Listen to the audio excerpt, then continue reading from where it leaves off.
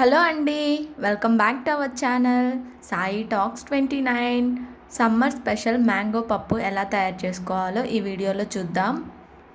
కందిపప్పును తీసుకొని ద్వారగా వేయించుకొని పక్కన పెట్టుకోవాలి. వేయించిన కందిపప్పును ఒక 2-3 టైమ్స్ వాష్ చేసుకొని ఒక గ్లాస్ వాటర్ పోసుకొని పక్కన పెట్టుకోవాలి. లో కట్ చేసిన ఉల్లిపాయలు, టమోటాలు, పచ్చిమిర్చి వేసుకోవాలి. పావు టీ స్పూన్ పసుపు, కొంచెం చింతపండు వేసుకొని మూత పెట్టుకొని 5 విజిల్స్ వచ్చేంత వరకు ఉడికించుకోవాలి.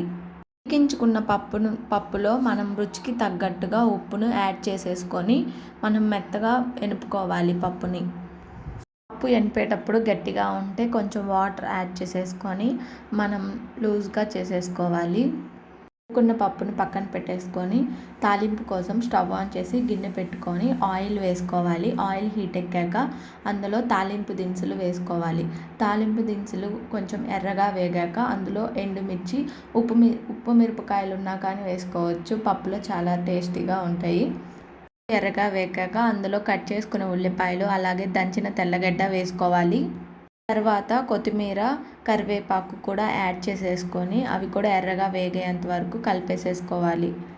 తాలింపు ఎర్రగా వేగాక మనం కట్ చేసుకున్న మామిడికాయ ముక్కలను కూడా తాలింపులో వేసేసుకొని ఒక 2 నిమిషాలు మగ్గనివ్వాలి. మామిడికాయ ముక్కలు మగ్గాక తర్వాత మనం ఎనుపుకున్న పప్పును కూడా అందులో వేసేసేసుకోవాలి. కొంచెం లూజ్గా కావాలంటే ఇప్పుడే కొంచెం వాటర్ యాడ్ చేసేసుకుంటే సరిపోతుంది. మామిడికాయ ముక్కలు పప్పుతో పాటే ఉడికించుకోవచ్చు. అలా ఉడికించుకుంటే పప్పుతో సహా మెత్తగా అయిపోతుంది. ఇలా తాలింపులో వేసుకుంటే మనకు పంటి కింద తగులుతూ చాలా రుచిగా ఉంటాయి. పప్పులో కొంచెం వాటర్ పోసుకొని మూత పెట్టుకొని నూనె పైకి తేలేంత వరకు ఉడికించుకోవాలి. వేడివేడి అన్నంలో నెయ్యి, పప్పు వేసుకొని తింటే అదిరిపోతుంది టేస్ట్. అంతే అండి, ఎంతో రుచికరమైన మామిడికాయ పప్పు రెడీ. Thank you.